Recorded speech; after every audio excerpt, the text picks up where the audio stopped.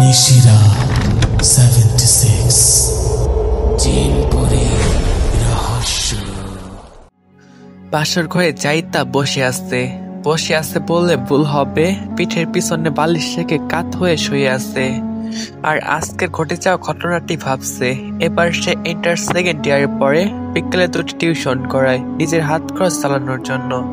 অবশ্য বিকেলে বাড়ি থেকে বের হওয়ার আরো একটি কারণ ছিল, তার বাবা গ্রামের মসজিদের ইমাম, তাই কখনো সে তার বাবার সম্মানহানি হোক এমন কাজ করেনি। তাই তো রহিম মাতাব্বরের ছেলে রাহাতের প্রেমময় চাহনিতেও সে মুক্ত হয়ে মুখ ফুটে কখনো বলতে পারেনি যে রাহাত ভাই, আমি আপনাকে ভালোবাসি। টিউশন করিয়ে বাসায় ফিরতেই দাদি তাকে একটা রুমে টেনে নিয়ে বলল, এই শাড়িটা পরে আয় আর অনেক সুন্দর করে সেজে আয়। তাদের কথা মতো তৈরি হয়ে ঘরের বাইরে আসতেই গ্রামের 5-7 জন মুরব্বী আর 2-3 জন অচেনা মানুষকে দেখতে পেল। হঠাৎ তার বাবা এসে বলল, মা আমাকে মাফ করে দিও, আমি বাধ্য হয়ে এই কাজ করেছি। তোমার মত ছাড়া তোমাকে বিয়ে দিয়ে দিচ্ছি, না করো না, তুমি না করলে আমার মান সম্মান হানি হবে, তখন মৃত্যু ছাড়া উপায় থাকবে না। চাইতা বাবার দিকে তাকিয়ে কিছু বলল না, কিন্তু আশেপাশে তাকিয়ে তার ভাই জয়কে খুঁজতে লাগলো। আজ এত খুঁজেও ও তার ভাইকে পেল না, বাধ্য হয়ে বিয়ে করে নিল। একবার ওর কার সাথে বিয়ে হলো সেটাও তাকিয়ে দেখলো না। সন্ধ্যায় বিদায় হওয়ার কথা ছিল, কিন্তু জাইতাদের বাড়ি গ্রাম শহর থেকে অনেক দূরে, গাড়িও রাতে কম চলে, তাই আজকে রাতে ছেলেপক্ষ জয়িতাদের বাড়িতেই থাকবে। ছেলেপক্ষ বলতে ছেলের ফুফি, ছেলের বন্ধু, কে থাকলো কে আসলো এই নিয়ে তার কোনো মাথা ব্যথা নেই। চঞ্চল মেয়েটি যেন নিশ্চুপ হয়ে গেছে। বিয়ের খবরটা যেন বাতাসের আগে গ্রামের ঘরে ঘরে পৌঁছে গেল। সবাই দেখতে আসতেছে নতুন বরকে। এভাবেই তার বিয়ে হয়ে যাবে সে কল্পনাও করতে পারে নাই। বিয়ে নিয়ে আজকাল ছেলে মেয়েদের স্বপ্নের শেষ নেই। যাই তারও কম ছিল না, সেও তো রাহাতকে নিয়ে কত স্বপ্ন দেখেছিল। জয়িতা স্বভাবগত একটু চঞ্চল, মা নেই, বাবা, ভাই আর দাদি, এটাই জয়িতার পরিবার। বয়স যে খুব বেশি তাও না, সবাই মাত্র 8ম শ্রেণীতে পা দিয়েছে। হঠাৎ রুমের দরজা খোলাতে জয়িতার ঠ্যাং ভাঙলো আর চোখে দেখলো একটা ছেলে ভিতরে প্রবেশ করলো। সারা রুমটা সুগন্ধি গ্রানে ভরে গেল। এই গ্রানটা সে বিয়ের কবল বলার সময় পেয়েছিল। তারপর ছেলেটি দরজা বন্ধ করে দিল, জাইতার দিকে ঘুরে তাকালো, কিন্তু জাইতার মধ্যে কোনো ভাবান্তর নেই। অপর পাশের ব্যক্তিটি মনে করলো জাইতা ঘুমিয়ে গেছে, তাই সে হাতের আংটিটা খুলে ফেললো। খোলার সাথে সাথে জাইতার সামনে ছেলেটি কালো লম্বা, এতই লম্বা যেন রুম ভেঙে মাথা বের হয়ে যাবে। সাদা পাঞ্জাবি, লম্বা দাড়ি, বেশ হুজুর টাইপ মানতে হবে। সুগন্ধির ঘ্রাণ আরো তীব্র হলো, পুরো ঘর আলোকিত হয়ে গেল। জাইতা ছেলেটির এই রূপ দেখে ভয়ে চিৎকার দিয়ে অজ্ঞান হয়ে গেল। জাইতার চিৎকারে ছেলেটি জাইতাকে দেখে চমকে গেল। তাড়াতাড়ি সে আংটিটা পরে নিল, দৌড়ে জাইতাকে জড়িয়ে ধরলো। ইস, এত কেয়ারলেস হলো কি করে সে ভাবতেই পারছে না। তার একবার চেক করা উচিত ছিল। এর মধ্যেই দরজার সামনে জাইতার দাদি দরজায় কড়া নাড়লেন। জাইতাকে খাটে শুইয়ে দিয়ে দরজা খুলে দিল। জাইতার দাদি এসে বললেন, ও চিৎকার দিল কেন, নাচ জামাই ও কি? ছেলেটি মাথা নাড়িয়ে হ্যাঁ জবাব দিল। জাইতার দাদি বলল, তুমি আমার রুমে যেয়ে রেস্ট নাও, আজ রাতে আমি ওর সাথে থাকি, কাল থেকে তো ওকে আর দেখতে পারবো না, আমি ওকে সব বুঝিয়ে দিব, কিন্তু তোমাকে ওর ভরসা অর্জন করতে হবে, ওর ভরসার যোগ্য হয়ে উঠতে হবে। ছেলেটি চুপচাপ চলে গেল। সকালে ঘুম ভাঙতে জাইতা নিজের মাথায় প্রচন্ড ব্যথা অনুভব করলো। আশেপাশে তাকাতে দেখতে পেল দাদি পাশে বসে পান চিবোচ্ছে। দাদি বলল, হ্যাঁ রে, আর কত ঘুমাবি, এখন যে তোর জামাই আসছে এই খেয়ালও তো রাখতে হবে, তাই না? আর কাল রাতে চিৎকার দিলি কেন? পাঁচশো রাতে কেউ কি এমন জোরে চিৎকার দেয়? চিৎকারের কথা মনে পড়তে কাল রাতে দেখা সবকিছু চোখের সামনে ভেসে উঠল। চাইতা আবার সেই সুগন্ধি ঘ্রাণটা অনুভব করলো। আশেপাশে তাকাচ্ছে, দরজার দিকে তাকিয়ে দেখলো কালকের সেই ছেলেটি দাঁড়িয়ে আছে। ছেলেটি বলল, দাদি ভেতরে আসবো? দাদি বলল, আসো। ছেলেটি জাইতার দিকে তাকালো। ছেলেটির চোখের দিকে তাকালে যেন জাহিতা এক মোহে পড়ে যায়। অসম্ভব সুন্দর তার সামনে থাকা ছেলেটি, গাঢ় কালো রঙের চোখের মণি আর চাপা দাড়ি, সুন্নতি চুল। শ্যামবর্ণের ছেলেটি যেন এক কথায় মোহনীয়। ছেলেটি বলল, আমাদের সন্ধ্যার আগে শহরে পৌঁছাতে হবে, আমার দাদু অসুস্থ, যেতে হবে। আপনি যদি তাকে ফ্রেশ হয়ে রেডি হতে বলেন তাহলে খুশি হতাম, বলে চুপচাপ চলে গেল। জাহিতা যেন রাতের দেখা দৃশ্যগুলো ভুলে গেল আর ছেলেটির উপর অভিমান করলো, কারণ সে তাকে কেন সরাসরি বলল না। সকাল 10টায় জয়িতা চলে যাবে। চলে যাওয়ার আগেও তার ভাই জয়কে পেল না। বাধ্য হয়ে বাবাকে জিজ্ঞেস করলো, বাবা ভাইয়া কোথায়? জয়িতার বাবা বলল, কাজে গেছে, চলে আসবে। এই বলেই গাড়িতে উঠিয়ে দিল 2টি প্রাইভেট কার। একটিতে জাহিতা আর ওই ছেলেটা। জাহিতা তার স্বামীর সম্পর্কে দাদিকে প্রশ্ন করতে গিয়েও করেনি, দাদি চিন্তা করবে বলে। কিন্তু তার দাদি যাওয়ার আগে বলেছে, যাই হোক না কেন স্বামীর কথা যেন মৃত্যুর আগ পর্যন্ত মেনে চলে, আর স্বামীকে যেন যে কোনো পরিস্থিতিতে বিশ্বাস করে। জাহিতা কিছুতেই বুঝতে পারছে না জয় কোথায়, এমন কোনোদিনও হয়নি। জয় তাকে না জানিয়ে কোথাও যায় না। পাশে তাকিয়ে দেখলো ছেলেটা বসে আছে, কিন্তু ছেলেটার চোখ অতিরিক্ত লাল। জয়িতা বুঝতে পারছে কোনো না কোনো রহস্য অবশ্যই আছে, কিন্তু সে দুয়ে দুয়ে 4 মেলাতে পারছে না। জয়িতা ছেলেটির দিকে তাকিয়ে আছে, মনে মনে ভাবতেছে ছেলেটি এমন কেন, আর এ ছেলে তার স্বামী। অচেনা মানুষ, সারা জীবন একসাথে থাকতে হবে, কিন্তু নামই জানে না। বাবা দাদি হুট করে এমন একটা কাজ করলো। ছেলেটি বলল, নিজের স্বামীর নামও জানো না? বিয়ের সময় কি রাহাতের চিন্তা করছিলে যে জামাইয়ের নামই শুনতে পেলে না?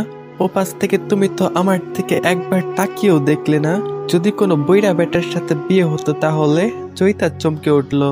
সে মনে মনে যা ভাবছিল তা সে জানলো কি করে? আর বিয়েতে রাহাত ভাইয়ের কথা সত্যি জয়িতা ভাবছিল তা ও জানলো কেমনে? আর রাহাত ভাইকে কি কোনোভাবে এই লোকটি চেনে? ছেলেটি বলল, লোক এই ছেলেটি এগুলা মনে মনে না বলে আমার বর স্বামী এগুলা বলো, আমিও খুশি হব, সাথে আল্লাহ পাক। আর হ্যাঁ, আমি মোহাম্মদ সাদমাত সাদিক। জয়িতা, আমাকে বুঝতে চিনতে শেখো, কারণ আমাকে তোমারই সামলাতে হবে। জয়িতা তার স্বামীর দিক থেকে অন্য দিকে মুখ ঘুরিয়ে নিল। সাদমান বলল, মুখ ফুলিয়ে মুখ ফিরিয়ে নিলে সত্যি লুকিয়ে থাকবে না। অনেক সত্যি তুমি জানো না, তোমার জানতে হবে। আমি নিজ থেকে কিছুই বলবো না। আর হ্যাঁ, পরপুরুষের কথা মাথা থেকে ঝেড়ে ফেলো। ওই রাহাত তাহাত তোমার মঞ্জিল না। আমার দিকে তোমার ফোকাস করতে হবে। এখন তুমি তোমার বাবা আর দাদির কাছে নেই। বাবা আর দাদির কথা মনে পড়তেই মনে পড়লো নিজের স্বামীর সাথে চলে আসলো এক কথায়। একটু কান্নাও সে করলো না। কেন কেন সাদমানের দিকে তাকালে দুনিয়ার সবকিছু ভুলে যায় সে? কেন বাবা সে কথাগুলো তাকে বলল? জয় কোথায়? কোনোদিন তো এমন হয়নি। সকালে ভাইকে দেখলো, ভাই তো তাকে কখনো বললো না যে সে দূরে যাবে। বাবা কেমন উসখুস করছিল ভাইয়ের কথা বলায়। সবার বিহেভ এত অ্যাবনর্মাল কেন? যাকে স্বামী ভাবছে সে তো মানুষ। সত্যি কি মানুষ? কেসে এগুলা ভাবতে ভাবতে কখন যে ঘুমিয়ে গেছে জাহিতা। সাদমান জাহিতার দিকে তাকিয়ে একটা বিজয়ের হাসি দিল। অবশেষে সে পেয়ে গেছে। জাহিতার মাথাটা টেনে তার বুককে চেপে ধরলো আলতো করে, আর বলল, আমার পুরো সত্যি জেনেও তোমাকে আমারই থাকতে হবে, সেটা যে কোনো ভাবে। সেটা তুমি রাজি থাকলেও আবার না থাকলেও।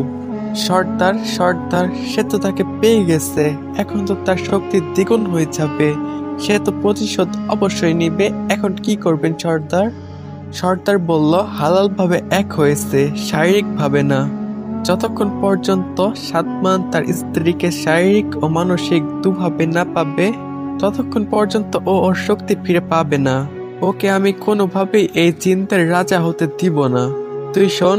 এরপর কানের কাছে গিয়ে কিছু একটা বলল। তারপর বলল, এভাবে কর যা।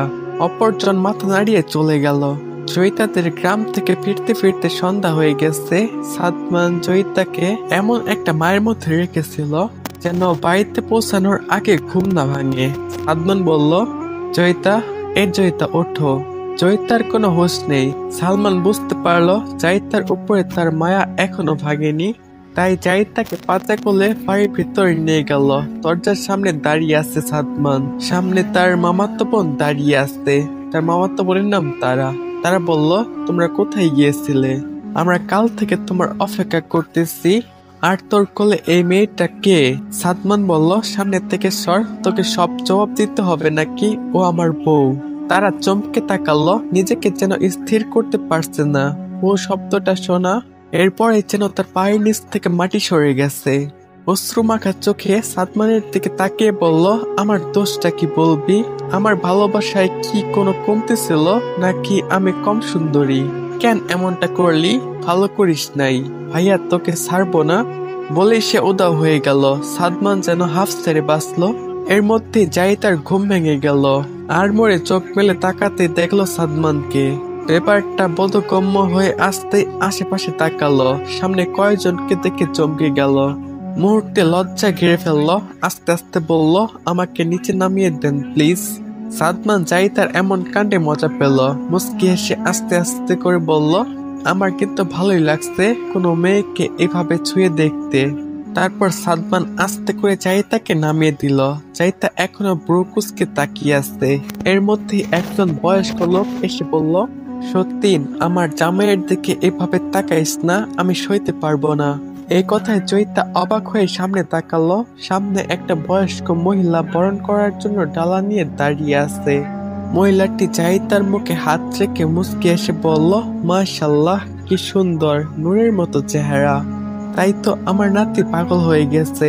জাহিতার কথাটা বোধগম্য হচ্ছে না। সাদমানের দিকে জিজ্ঞাসা স্বরূপ দৃষ্টিতে তাকাতেই সাদমান বলল, উনি আমার দিদু, ওনাকে সালাম করো। জাহিতা দিদুকে সালাম করতেই পিছন থেকে সাদমানের ফুফি বলল, মা, এটা কিন্তু উচিত নয়। তোমার নাত বউ এখন পর্যন্ত আমাকে সালামই করলো না, আমি কিন্তু অভিমান করেছি। জাহিতা একটু মুচকি হাসলো। জাহিতা এতক্ষণে বুঝতে পারলো মহিলাটি তার ফুফি শাশুড়ি। সে সালাম করতে পায়ে হাত দিতেই ফুফি বুকে জড়িয়ে নিল। বলল, আমার দুটি ছেলের মতো তুমি আমার একটা মেয়ে, সুখে থাকো সবসময়। এরপর তাকে একটা হার পরিয়ে দিল। দিদু এক জোড়া বালা জয়িতার হাতে পরিয়ে দিল। বলল, তোমার শাশুড়ির দেওয়া ছোট্ট একটা আমানত, এটাকে সবসময় সামলে রেখো। জয়িতা সাদমানের রুমে আসে। কিছুক্ষণ আগে ফুফি রেখে গেছে। জয়িতা রুমটা ঘুরে ঘুরে দেখছে। সাদমান খুবই রুচিশীল। রুমটা খুব সুন্দর করে পরিপাটি করে রাখা হয়েছে। এর মধ্যে পিছন থেকে বলল, আমার রুম দেখে আমার সম্পর্কে ধারণা তো খুবই সুন্দর, রুচিশীল ধারণা তুমি করতে পারো, জানা ছিল না এটা আমার। চমকে পিছনের দিকে তাকিয়ে দেখলো দরজায় হেলান দিয়ে সাদমান দাঁড়িয়ে আছে। জয়িতা বুঝতে পারছে না সাদমান কখন রুমে আসলো। সুগন্ধের ঘ্রাণটা তীব্র হচ্ছে। জয়িতা বলল, আপনি কখন রুমে আসলেন? আমি তো খেয়ালই করি নাই, তাছাড়া শব্দও তো পাই নাই। সাদমান কিছু বলল না, শুধু ভাবলো কত বড় ড্যাম্প এই মেয়েটা। একবারও কালকের ঘটনাটা নিয়ে জিজ্ঞাসাবাদ করছে না। সে আর নিজের অস্তিত্ব জয়িতার কাছে লুকাতে চায় না। সামনে সেই দিনটি আসতে চলেছে। তার আগে তার জয়িতাকে চাই, খুব করে চাই, না হয় তার অস্তিত্ব নিঃশ্বাস হয়ে যাবে। জয়িতা বলল, শুনছেন, আপনি কোথায় হারিয়ে গেলেন? আমার আপনাকে কিছু বলার আছে। সাদমান বিরক্ত হয়ে গেল। সে ভাবলো জয়িতার হয়তো মনে নেই কালকের ঘটনা। তাই বলল, অনেক রাত হয়েছে, শুয়ে পড়ো, কাল সকালে উঠতে হবে। এই বলে সাদমান ব্যালকনিতে চলে গেল। জয়িতা চিন্তিত হয়ে সাদমানের কথা মেনে বিছানায় শুয়ে পড়ল। কিছুক্ষণ পর ঘুমিয়ে গেল। অন্যদিকে জয়িতা ঘুমিয়ে গেছে। সাদমান জয়িতার কপালে বারবার চুম্বন করে বলল, তুমি কি আমাকে বুঝতে শিখবে না? কখনোই কি শিখবে না? কবে আমার জয়িতে পরিণত হবে? রাত তখন 1টা। সাদমান তার নিজের রূপে ফিরে আসে। এখন তার ইবাদত করার সময়, তাহাজ্জুদ পড়ার সময়। জয়ী গভীর ঘুমে আচ্ছন্ন। এই ভেবে নামাজ আদায় করতে দাঁড়ালো। জয়িতা ঘুম ভেঙে গেল, পানি পিপাসা পেয়েছে। জাগ্রত হয়েই সেই সুগন্ধের ঘ্রাণটা তীব্রভাবে পেল, যেমনটা সে কাল পেয়েছিল। বিছানা থেকে নেমে সামনে তাকাতেই কালকের ভয়টা আবারও দেখলো।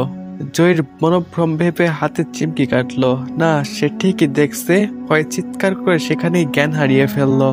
সাদমান নামাজ শেষে মোনাজাতে রবের কাছে প্রার্থনা করছিল, যেন সে সামনে আসা বিপদকে পার করতে পারে। হঠাৎ পিছন থেকে জয়িতার চিৎকারের শব্দে ধ্যান ভাঙল তার। পিছনে তাকিয়ে দেখতে পেল জয়িতা ফ্লোরে পড়ে আছে। সাদমান তাড়াতাড়ি মানুষের রূপে ফিরে এলো, চৈতার কাছে গেল, চৈতাকে বিছানায় শুইয়ে দিল। এই মেয়েটি, আমি জিন রূপে আসলে কি ঘুম ভাঙে? কপাল আমার, কি একটা বউ পেয়েছি। খালি হুঁশ ফিরিয়ে ফেলে, আমাকে প্রশ্ন করে না একবার। ভাগ্যিস এই রুমটা সাউন্ড প্রুফ। কিছুক্ষণের মধ্যে চৈতার জ্ঞান ফিরতেই সে দেখলো সাদমান তার পাশে বসে আছে। সাদমানকে দেখে সাদমানকে ধাক্কা দিয়ে ছিটকে দূরে সরে গেল। বলল, আপনি আমার কাছে আসবেন না, আপনি কোনো মানব নন। কালকে রাতে আমি তাহলে ঠিকই দেখেছিলাম, মনোভ্রম ভেবে উড়িয়ে দিয়েছিলাম, কিন্তু আজ কে আপনি? অনেকটাই চিল্লিয়ে সাদমান বলল, জয় রিল্যাক্স, হাইপার হইও না, ঠান্ডা হও, পানি খাও। আমি তোমার কোনো ক্ষতি করব না, করতে পারবো না। আমি যে বড্ড বেশি ভালোবাসি তোমায়। আমি তোমাকে সব বলছি, আমাকে বিশ্বাস করো, ভরসা করো। চৈতা নিজের মাথায় হাত দিয়ে চেপে ধরে আছে। চৈতা একটা ঘরের মধ্যে আছে, সে যেন নিজের জীবনের হিসাব মিলাতে ভুলে গেছে। 2টা দিনে জীবনের হিসাব সব উল্টে পাল্টে গেছে। সাদমান চৈতার দিকে এগিয়ে আসতেই চৈতা চিৎকার মেরে উঠল, একদম আমার কাছে আসবেন না, একদমই না। এই 2 দিন আমার লাইফটাকে এলোমেলো হয়ে গেছেন। আমার দাদি, আমার বাবা কি করে করলো এটা? তারা কি জানতো না? কি করে আমার জীবনটা এরকম করে দিল? আমার ভাইও হারিয়ে গেল 2 দিনে। এগুলো বলছে আর হেতাহেত জ্ঞান হারিয়ে পাগলের মতো করছে। সাদমান এই সুযোগে জয়িতার কাছে এসে জয়িতাকে জড়িয়ে ধরলো। জড়িয়ে ধরে বুকের সাথে মিশিয়ে নিল। জয়িতার হুঁশ ফুটতেই সে সাদমানের থেকে ছুটতে চেষ্টা করলো। জয়িতা বলল, ছাড়ুন আমাকে, ছাড়ুন। আপনার মতো লোকের কাছে আমি নিজেকে ঘৃণা করি। আমি আপনাকে ঘৃণা করি। আমি থাকবো না এই বাড়িতে। বেরিয়ে যাব, চলে যাব, অনেক দূরে চলে যাব, কেউ যেন খুঁজে না পায়। শেষের কথাটা জোরে বলল। সাদমান খুবই শান্তশিষ্ট স্বভাবের, তবে রেগে গেলে ভয়ঙ্কর হয়ে যায়। এই মুহূর্তে জয়িতার উল্টাপাল্টা কথায় সাদমান রেগে গেছে। রাগটা কন্ট্রোল করতে না পেরে জয়িতাকে বিছানার উপরে ধাক্কা দিয়ে ফেলে দেয়। তারপর হাত দুটো বন্দি করে জয়িতার ঠোঁট দুটো নিজের দখলে নিয়ে নেয়। জয়িতা জীবনের প্রথম কোনো পুরুষের ছোঁয়া পেয়ে শকড হয়ে গেছে। সাদমান রেগে গিয়ে নিজের প্রিয় জিনিসের উপর অত্যাচার করেনি। মিনিট 2 পর সেটা দিল ঠোঁট দুটো। তারপর জয়িতার কানে ফিস ফিস করে বলল, আমি মানব নই, না কোনো দানব, আমি তো তোমার জিনবর। সাদমান ওই অবস্থায় জয়িতাকে বিছানায় ফেলে উঠে গেল। নিজেকে নিয়ন্ত্রণ করার জন্য সোজা বারান্দায় চলে গেল। সে একজন পুরুষ, যে কোনো নারীর কাছে গেলে শরীরের অন্য একটা ভাব আসবেই। হুট করে অথবা জোর করে সে জয়িতাকে আদর করতে চায় না। সে চায় না এমন কিছু হোক। সে চায় নিজ ইচ্ছায় জয়িতা তার কাছে আসুক, তার হৃৎপিণ্ডের কাছে ধরা দিক। অন্যদিকে জয়িতা চোখ মেলে তাকিয়ে সাদমানকে খুঁজলো, কিন্তু সাদমানকে পেল না। মনে পড়লো সাদমান কানে কানে ফিস ফিস করে কিছু একটা বলেছে। মনে পড়তে জয়িতার লোম শিউরে উঠল। জয়িতা অবাক হয়ে গেল, তার মানে সাদমান একজন জিন। জয়িতা চঞ্চল হলেও খুবই ভীতু। জিন পরি এগুলো শুনলেই ভয় পায়। শুধু ভয় না, রাত হলে এগুলোর কথা শুনলে সেদিন দাদির আঁচলের সাথে নিজেকে গিট বেঁধে রাখত। জয়িতা সাদমানকে ভয় পেল, তাই সে চুপচাপ নিজেকে বিছানায় চাদর দিয়ে লেফটে জড়সড় হয়ে শুয়ে পড়ল। সাদমান জিন, কি হবে, কি করবে ভাবতে ভাবতে জয়িতা ঘুমিয়ে গেল। সাদমান বারান্দা থেকে রুমে প্রবেশ করলো, দেখলো জয়িতা জড়সড় হয়ে ঘুমিয়ে গেছে। সাদমান আনমনে হাসলো, বিড়বিড় করে বলল, আমার মানবী বউটা খুবই সরল মনের, আর কত ভাবে আর কতবার আমাকে ঘায়েল করবে। সাদমানের মনে পড়ে গেল সেই দিনের কথা, যেদিন সে জয়িতার কর্মে মুগ্ধ হয়ে গিয়েছিল। তখন জয়িতার মনে হয় 5 থেকে 6 বছর হবে। ছোট্ট পরের মতো দেখতে মেয়েটি ঘরের সামনে খেলছিল আর বোতলে করে দুধ খাচ্ছিল। সাদমান সবে শৈশবে পা দিয়েছে, পরন্ত বয়স, দুষ্টও বটে, তবে শান্তশিষ্ট। সাদমান একটি বিড়াল রূপে জয়িতার সামনে আসে। জয়িতা বিড়ালটাকে দেখে খুব খুশি হয়, তার বোতলের দুধ খেতে দেয় বিড়ালটাকে। কিন্তু বিড়াল কি করে বোতলের দুধ খাবে? জয়িতা বড় বড় চোখ মেলে তাকালো, তারপর খিলখিল করে হাসতে হাসতে দৌড়ে ঘরে চলে গেল। মিনিট পর বাটি নিয়ে আসলো, তারপর বোতল থেকে দুধ বের করে বাটিতে ঢেলে বিড়ালকে খেতে দিল। সাদমানও বিড়াল রূপে সব দুধ খেয়ে নিল।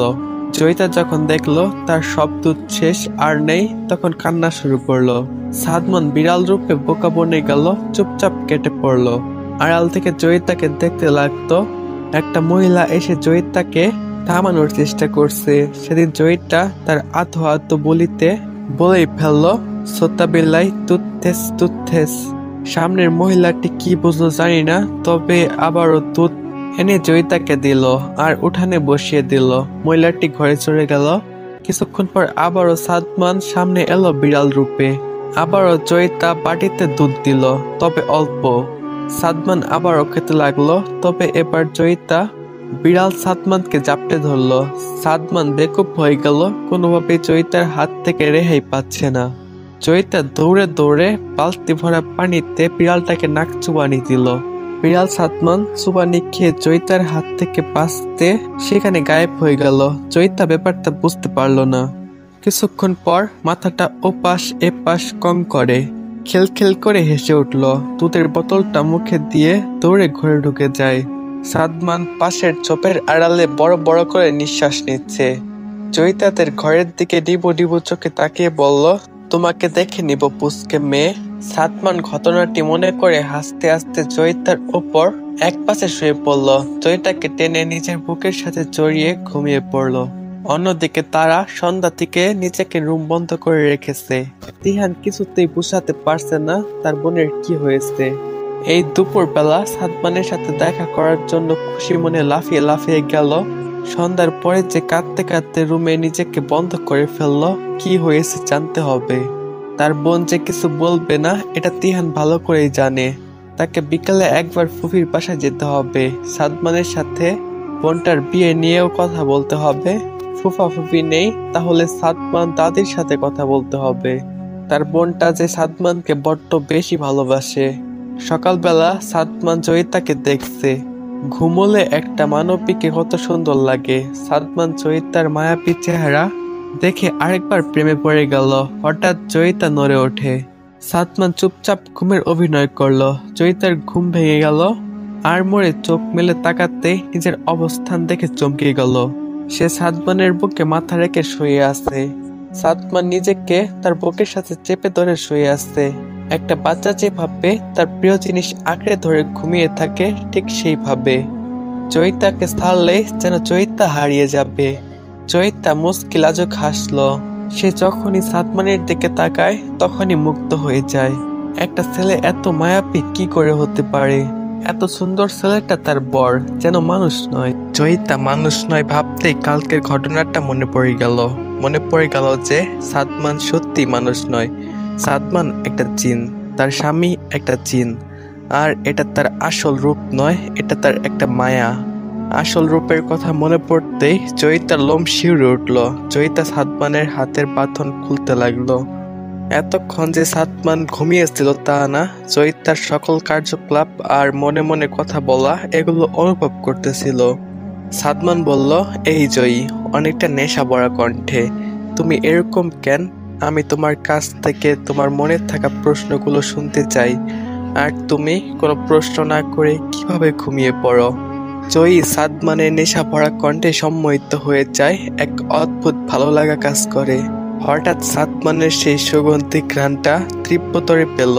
জয়ী সাদমানের দিকে তাকালো, মুখ ফেটে বলে ফেললো, জানেন সাদ, আমি ঘুমকাতুরে অলস মেয়ে। আমি কৌতূহল আর ভয় অথবা চমকে গেলেও যে কোনো জায়গায় যে কোনো অবস্থা হলেই ঘুমিয়ে যাই। আসলে আমার ঘুম পায়। ঘুম পেলে দুনিয়ার কিছু মনে থাকে না। মুখটা মুলিয়ে আদরে কিউট ফেস করে। এখন জয়িতা সাদমানের ওই ঘটনাটি ভুলে গেছে, তবে হুটহাট ভুলে যাওয়া জয়িতার একটা বাজে স্বভাব। সাদমান জয়িতার এরকম কিউট ফেসে আরেক দফা মুগ্ধ হলো। সে টুপ করে জয়িতার গালে কিস করে দিল। কেউ একজন বলেছে, স্বামীর সোহাগে আর কাছে থাকলে সব নারীরাই আদরে বিড়াল হয়ে যায়, যেমনটা এখন জয়িতা হয়ে গেছে। হঠাৎ কেউ একজন দরজায় নক করলো। জয়িতা আর সাদমানের ধ্যান ভেঙে গেল। জয়িতা সাদমানের থেকে নিজেকে ছাড়িয়ে নিল। কি লজ্জাজনক ঘটনা ঘটেছে। জয়িতা আর সাদমানের দিকে তাকালো না, সোজা উঠে নিচের পরিপাটি করে দরজা খুলে দিল। দরজা খুললেই ফুফি এসে ভিতরে প্রবেশ করলো। ফুফি বলল, এ কি, তুমি এখন রেডি হওনি? ওইদিকে মা বসে আছে তোমাদের অপেক্ষায়, দ্রুত রেডি হয়ে নিচে আসো। তোমাদের আমাদের রাজ্যের চারপাশে দেখাতে নিয়ে যাব। জয়িতা বলল, রাজ্য? আমরা তো শহরে আছি, তাই না? ফুফি একটু হকচকিয়ে গেল, কোনো মতে এড়িয়ে গিয়ে বলল, ওই একই। আগের জামানার মানুষ তো শহরে রাজ্য বলে ফেলে। তোমরা তাড়াতাড়ি এসো। জয়িতা বুঝতে পারলো না শুধু কি তার জীবনে এই সমস্যা, নাকি সবাই কোনো না কোনো ভাবে এই রহস্যের মধ্যে বাধা আছে। সাদমান তো আমাকে বলেই প্রশ্ন করতে। যাই প্রশ্ন করি। পিছনের দিকে তাকিয়ে দেখলো সাদমান নেই। জয়িতা আবার মুখ ফুলিয়ে ভ্রু কুঁচকে আশেপাশে তাকালো, তারপর নিচের কপালে হাত দিয়ে বলল, শুনেছি স্বামীদের সব সহ্য করতে হয়। মানুষ হলে ঠিক আছে, কিন্তু এ তো জিন। জিন সাধু, সাধু না পাদু। হঠাৎ গায়েব হয়ে যায়, একে আমি কি করে সামলাবো? বিরক্ত হয়ে ফ্রেশ হতে গেল। সাদমান আড়াল থেকে সব দেখলো, তারপর মুচকি এসে চলে গেল।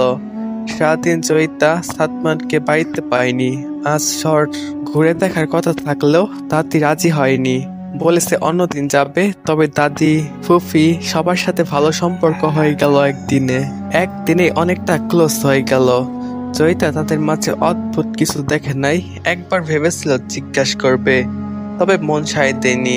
আর সে সাদমানকে জিজ্ঞেস করবে বলে ঠিক করলো। সন্ধ্যায় জয়িতা নিজের রুমে গল্পের বই পড়ছিল। সাদমানের ঘরে গল্পের বইয়ের অভাব নেই। এক পাশে কত যে বই, যেন লাইব্রেরি। হঠাৎ ড্রয়িং রুমে চিল্লাচিল্লির আওয়াজ শোনা গেল। সাদমান রুমের সাউন্ড প্রুফ সিস্টেম, কিন্তু ভিতরে সাউন্ড শোনা না গেল বাইরের শব্দ স্পষ্ট শোনা যায়। জয়িতা সাদমানের আওয়াজ গেল। হঠাৎ সাদমানের গর্জন শুনতেই জয়িতা নিচে যাওয়ার জন্য দরজার কাছে যেতেই কাজের মেয়েটি এসে তাকে নিচে নামতে মানা করলো। সাদমানের আদেশ, এখন জয়িতা নিচে নামা যাবে না।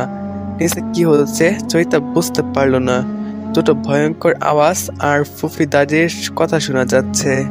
সাদমান আর তিহান দাঁড়িয়ে আছে জিন রূপে, চোখ দুটি লাল দুজনের। এক দফা লড়াই হয়েছে। দুইজনেই ড্রয়িং রুমের দুপাশে দাঁড়িয়ে আছে।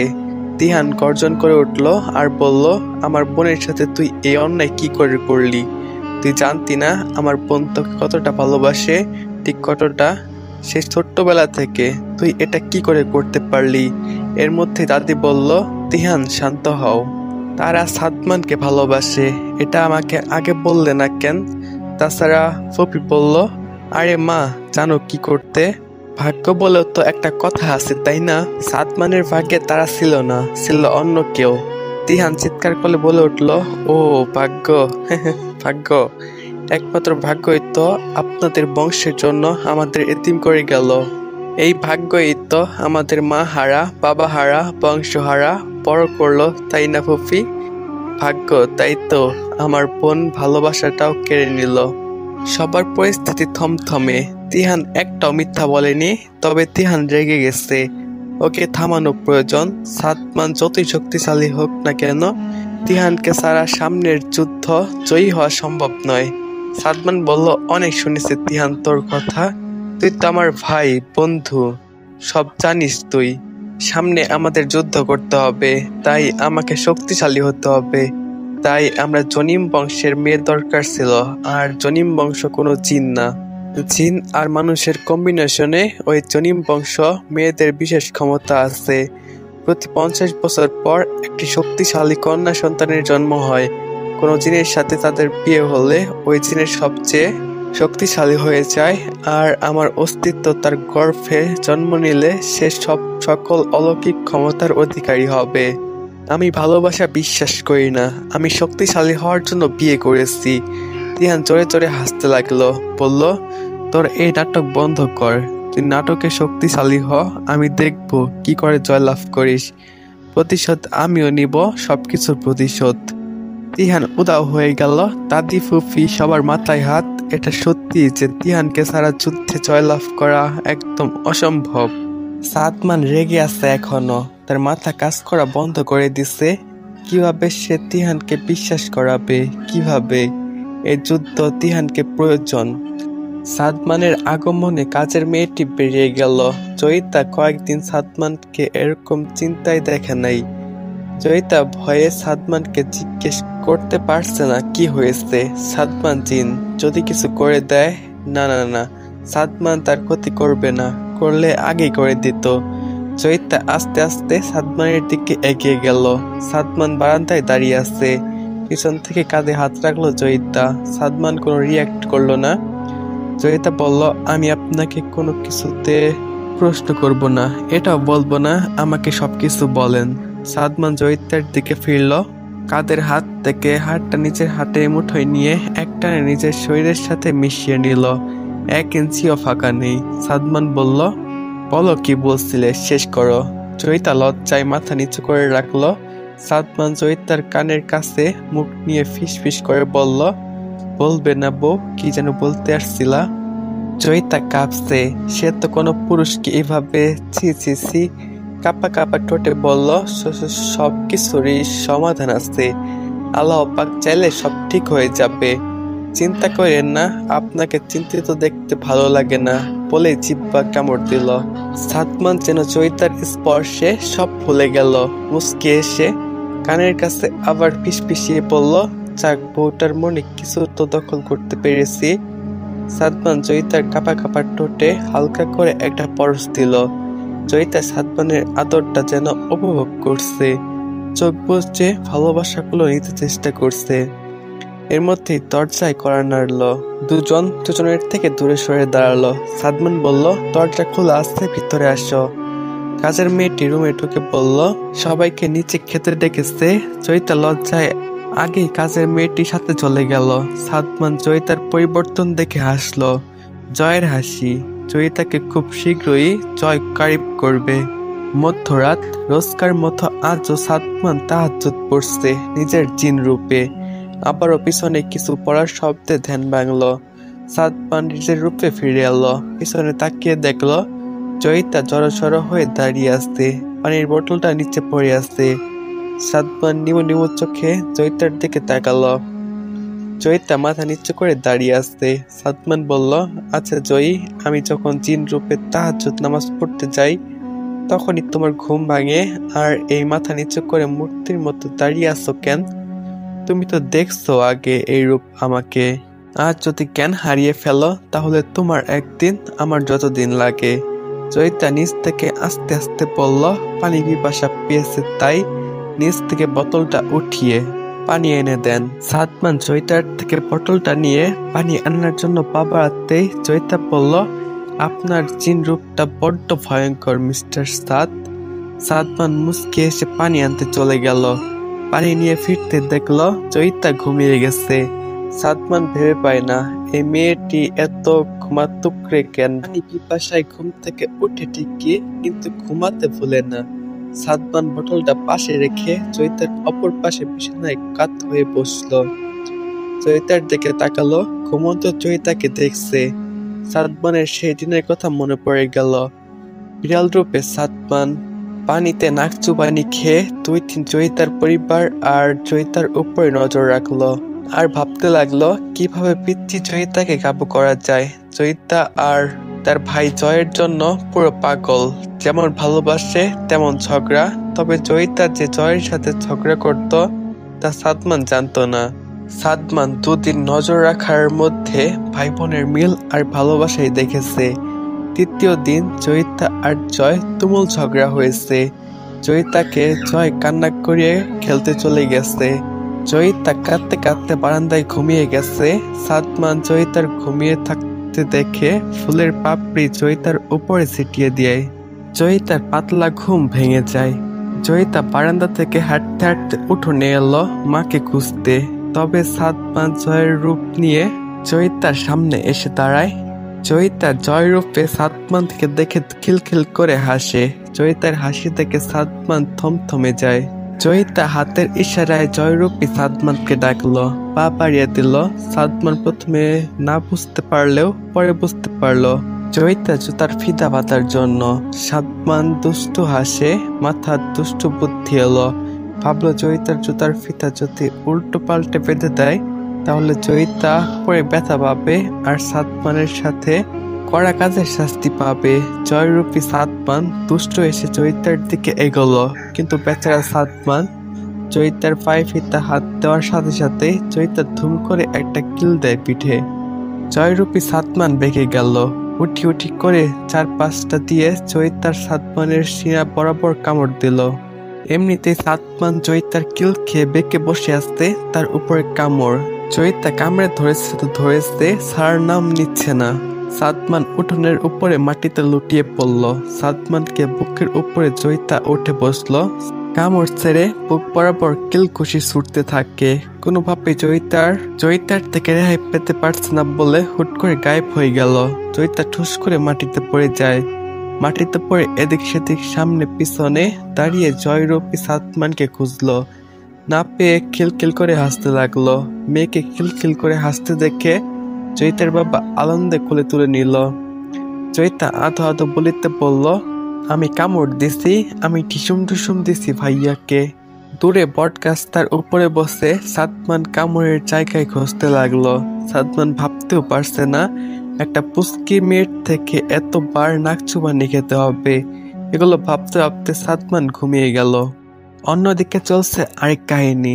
সর্দার, কি অবস্থা, কি খবর?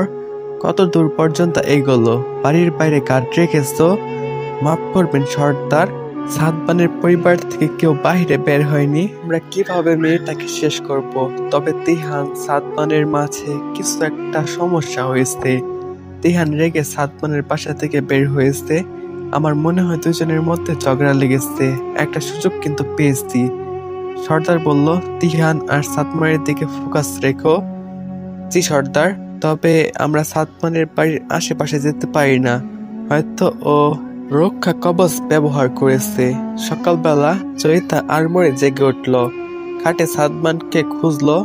ঠিক এই সময় সাদমান ওয়াশরুম থেকে বের হয়ে এলো। সাদমান বলল, আমাকে খুঁজছিল বুঝি? চৈতা থমথমে অবস্থায় ফেসে গেল। আমতা আমতা করে বলল, কই না তো, আমি খুঁজি নাই। আমি তো সাদমান ভুরু কুঁচকে তাকালো। এক ভুরু উঁচু করে বলল, তুমি কি? চৈতা সাদমানের দিকে ভালো করে তাকালো। শরীরে কিছুই নেই বলতে শুধু তাওয়ালেটা আছে। চৈতা বড় বড় চোখ করে তাকিয়ে সাদমানের উপর নিচে দেখছে। সাদমান বলল, কি বলো না তো। এইভাবে তাকিয়ে কি দেখছো? আমি দেখতে অনেক হ্যান্ডসাম, তাই না? জানো, চীন রাজ্যের মেয়েদের ক্রাশ বয় আমি। তবুও আমি স্বামী। তুমি বললে তোমাকে সব খুলে দেখাই। সাদমান তাওয়ালেটায় হাত দিয়ে। চৈতা চোখ দুটো হাত দিয়ে বন্ধ করে নিল। চিল্লিয়ে বলল, আপনি তো আস্ত বেহায়া নির্লজ্জ প্রকারের ছেলে। একটা মেয়ের সামনে এভাবে উলঙ্গ হতে লজ্জা করে না? তাড়াতাড়ি জামা পরুনছি। সাদমান মুস্কি আসলো। চৈতার দিকে এগিয়ে গেল এই টাওয়ালটা পরা অবস্থায়। চৈতার কানে ফিসফিস করে বলল, বউ, তোমার সততায় তোমার জামাই মুগ্ধ হয়েছে। তাই মুখ থেকে হাতটা টেনে নিয়ে আংটি পরিয়ে দিল। এটা তোমায় দিলাম। আর হ্যাঁ, আমি যেমন তোমার, তুমিও কিন্তু আমার। তাই আমার সমস্যা নেই। তুমি আমাকে যেভাবে খুশি দেখতেই পারো। তবে আমিও কিন্তু দেখতে চাই তোমাকে। চৈতা চমকে উঠল শেষ কথাটায়। সামনে থাকা বালিশটা সাদমানের দিকে ফিক্কি মেরে বলল, নির্লজ্জ, সাধু না পাদু চিনবর। চৈতা দৌড়ে কার্ডবোর্ডের কাছে গিয়ে জামা কাপড় নিয়ে ওয়াশরুমে চলে গেল। সাদমান চৈতার কাণ্ডে হাসতে শুরু করলো। ছোট্ট সেই চৈতা এখন পাল্টে নেই। এতক্ষণে সাদমান রেডি হয়ে গেছে। চৈতার ওয়াশরুম থেকে বের হয়ে এলো। সাদমান বলল, বউ, আমি কিন্তু দেখে ফেলেছি সব তোমার ওয়াশরুমে গোসলের অবস্থায়। তুমি তো পুরাই হট বউ। ইস, মন তো চাই তোমাকে স্ট্রবেরির মতো খেয়ে ফেলি। চৈতা বলল, আপনি মিথ্যা বলছেন কেন? আমি ওয়াশরুমে এ অনুযায়ী গোসল করি। সো আপনার এগুলা বলতে লজ্জা করে না? আপনি দিন দিন এত বেহায়া কেমনে হয়ে যাচ্ছেন? এটা বলে চৈতা আয়নার সামনে কুচকাচ করা শুরু করলো। সাদমান চৈতার দিকে তাকিয়ে আছে। চৈতা আয়নাতে মুস্কি লাজুক হাসছে। সাদমানের হাতে ঘড়ির মতো ডিভাইসটাকে আলো জ্বলে উঠলো। বাধ্য হয়ে সাদমান চলে গেল।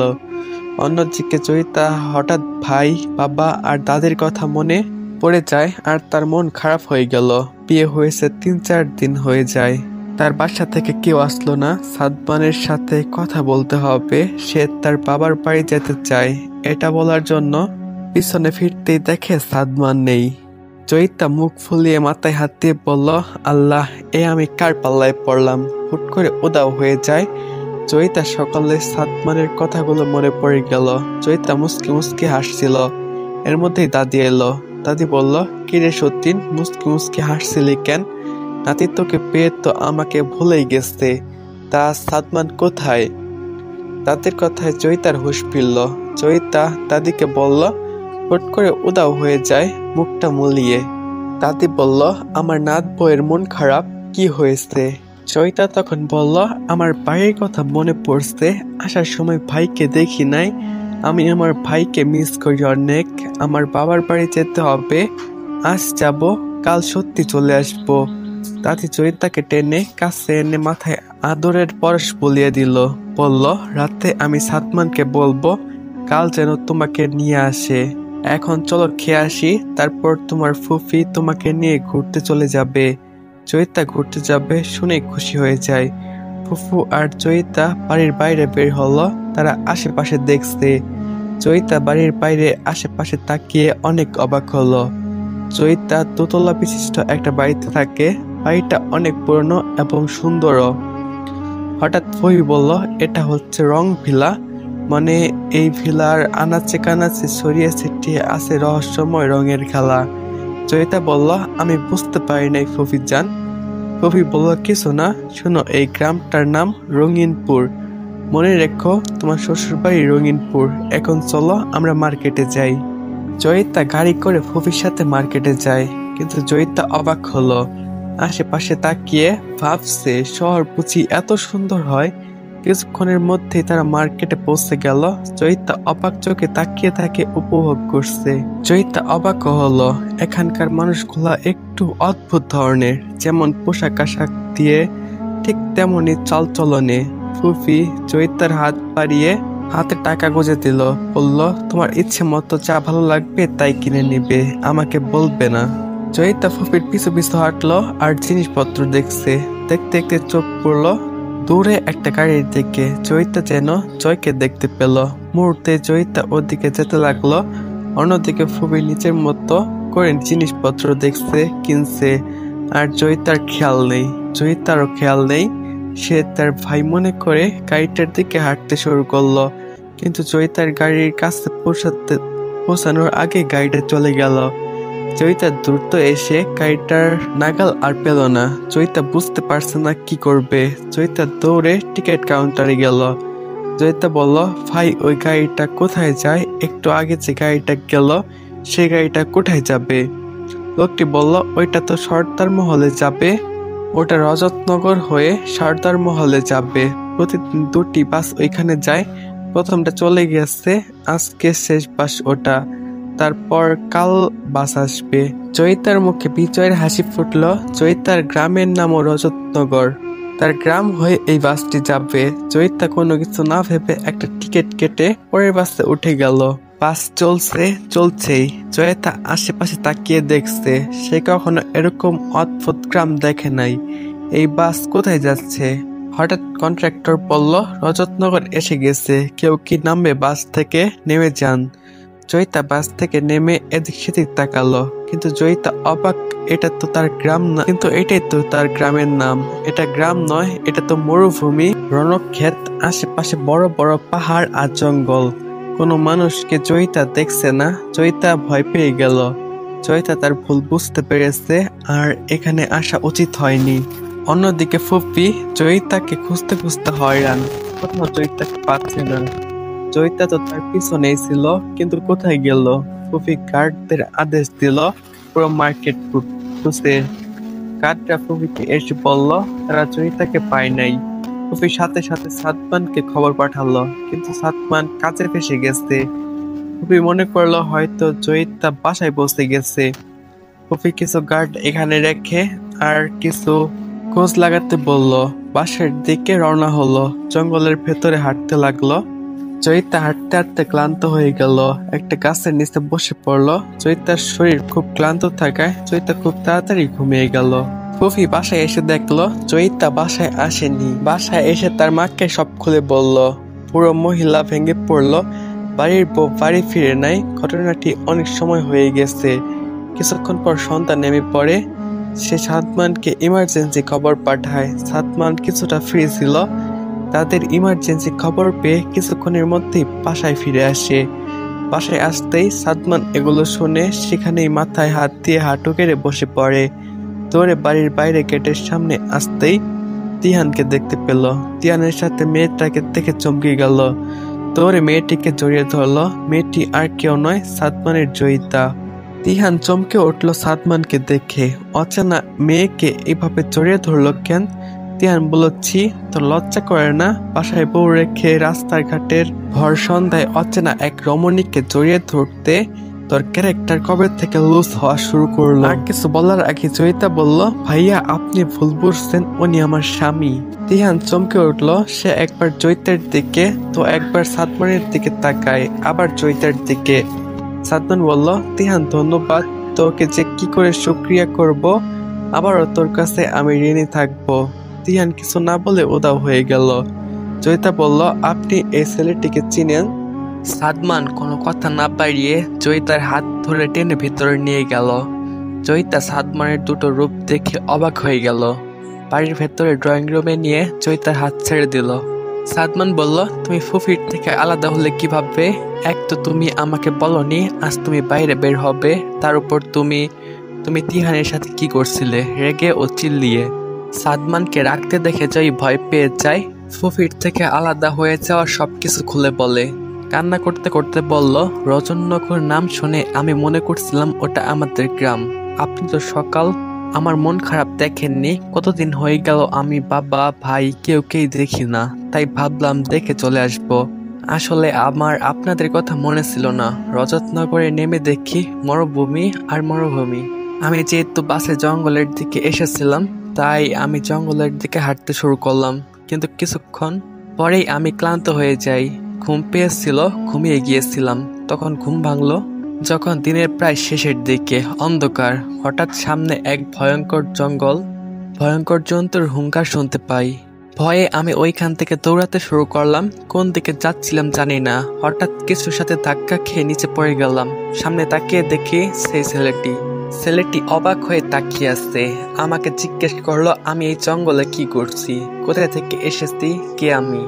সকালে ফুফি আমাকে বলেছিল আমার শ্বশুর বাড়ি রঙিনপুরে, তাই ওই ছেলেটিকে বললাম রঙিনপুর, আমি ভুলে এখানে চলে এসেছি।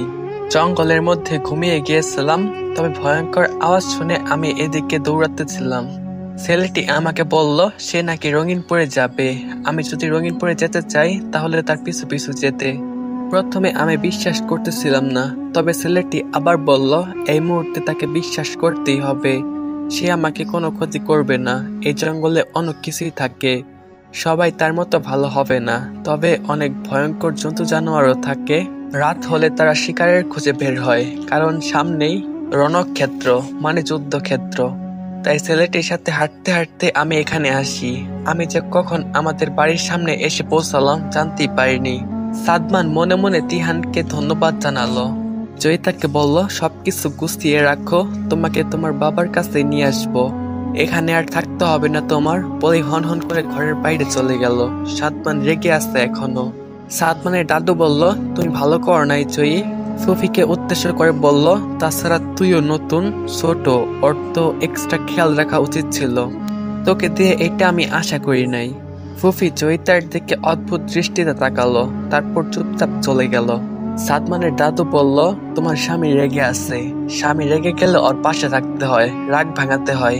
আশা করি বুঝতে পেরেছো। স্বামী কখনো স্ত্রীর সাথে রাগ করে থাকতে পারে না, মিটমাট করে নিবা। তোমার সোহাগে আমার নাতিটার রাগ ভুলিয়ে দিও। যাও রুমে যাও, ফ্রেশ হয়ে বিশ্রাম নাও, রাত অনেক হয়েছে, 11টা বাজতে চলেছে। সাদমান এখনো বাসায় ফিরে নাই। জয়িতা চিন্তায় দুচোখ এক করতে পারে নাই। সাদমান রেগে ঘর থেকে বের হয়েছে, রাগ হওয়ারই কথা। আজ সে মোটেও ভালো কাজ করে নাই, বাবা হলে কতটা বকতো। হঠাৎ সাদমান রুমে প্রবেশ করলো। সাদমানকে দেখে জয়িতা স্বস্তির নিঃশ্বাস ফেললো, কিন্তু সাদমানকে দেখে এলোমেলো লাগছে কেমন যেন। জয়িতা বলল সাদ কি হয়েছে, আপনি এরকম করছেন কেন? সাদমান হুঁশে নেই। জয়িতার সাথে রাগ করে ঘর ছেড়ে বেরিয়ে যেয়ে মদের আসরে গিয়েছিল, নিজেকে কন্ট্রোল করতে পারছে না। সেখানেই ওইগুলা খেতে থাকে একের পর এক। সাদমান নেশাগ্রস্ত অবস্থায় জয়িতাকে দেখছে। সাদমান নিজের ভ্রম মনে করছে, তবুও বলছে আমি তোমাকে ভালোবাসি, অনেক ভালোবাসি। জয়ী, তুমি কি তোমার সাদমানকে বুঝতে পারছো না? কেন আমার থেকে দূরে চলে যেতে চাইছো? কেন? আমি তোমাকে চাই। আমার করে পাইছি, আমাকে ফিরিয়ে দিও না বলে জয়িতার দিকে এগোতে থাকে। জয়িতা প্রথমে বুঝতে না পারলেও যখন বুঝতে পারলো তখন পিছনে সরতে থাকে। যেতে যেতে খাটের উপরে পড়ে যায়। সাদমান এগোতে থাকে। সাদমান কি করছে তার কিছুই সে হুঁশে করছে না। জয়িতা উঠতে গেলেই সাদমান জয়িতাকে চেপে ধরে নিচের ঠোঁট দুটো মিশিয়ে দেয়। হয়তো সাদমান নেশায় মেতে আছে, তবে জয়িতা নয়। জয়িতা সাদমানের প্রথম বাধা দেওয়ার চেষ্টা করলেও এক পর্যায়ে সাদমানের সাথে সেও তাল মিলিয়ে দেয়। হয়তো এটাই পবিত্র সম্পর্কের শক্তি, স্বামী স্ত্রী এক হওয়া। আজ জয়িতা ও নারী রূপে পূর্ণ হলো সাদমানের ছোঁয়া পেয়ে। আজ ঘটে গেছে, যা হওয়ার তা হয়ে গেছে। ও শক্তিশালী হয়ে গেছে। কালকের পর বড় করে আবার যুদ্ধ হবে। 100 বছর পর আবারও প্রতিশোধের আগুন সেই রাস্তার নগরে আবার হতে চলেছে। আবারও কতজনের বুক খালি হবে। সর্দার বংশ আর রাজবংশ আবারও লড়াই করবে। সেই কাল ঘনিয়ে এসেছে। সবাই হাজির হবে, সবাই। এবারের খেলা ভিন্নভাবে ঘটবে, মজা হবে, আবার রহস্য উন্মোচন হবে বলেই হাসতে লাগলো। সকালবেলা জয়িতার আগেই সাদমানের ঘুম ভেঙে গেল। নিজেকে অপ্রস্তুত অবস্থায় জয়িতার সাথে দেখলো। সাদমান বুঝে উঠতে পারছে না কি হয়েছে আর কিভাবে। রাতের ঘটনা মনে করতেই সে জয়ের হাসি আসলো। জয়িতার কপালে একটা পরশ এঁকে দিল। ঠিক তখনই জয়িতা আড়মোড়ে জেগে উঠলো। সাদমানের চোখে চোখ পড়তেই লজ্জায় চোখ বন্ধ করে ফেললো। সাদমান মুচকে এসে জয়িতার কানে কানে বলল, ভালোবাসি বউ, তোমাকে ধন্যবাদ আমাকে এ পূর্ণতা দেওয়ার জন্য। জয়িতাও হাসি মুখে বলল, ভালোবাসি জিনবর। প্রিয় লিসেনার্স, আজকের জিন জামাই গল্পটা আপনাদের কেমন লেগেছে সেটা কমেন্ট বক্সে জানিয়ে দিবেন। আপনারা এই ধরনের গল্প শুনতে নিশিরাত 76 চ্যানেলটাকে সাবস্ক্রাইব করে রাখুন। আপনাদের যদি কোনো ভৌতিক গল্প বা ঘটনা থাকে তাহলে সেটা মেল করে অথবা হোয়াটসঅ্যাপ নাম্বারে পাঠাতে পারেন। হোয়াটসঅ্যাপ নাম্বার আমার ডেসক্রিপশন বক্সে দেওয়া আছে।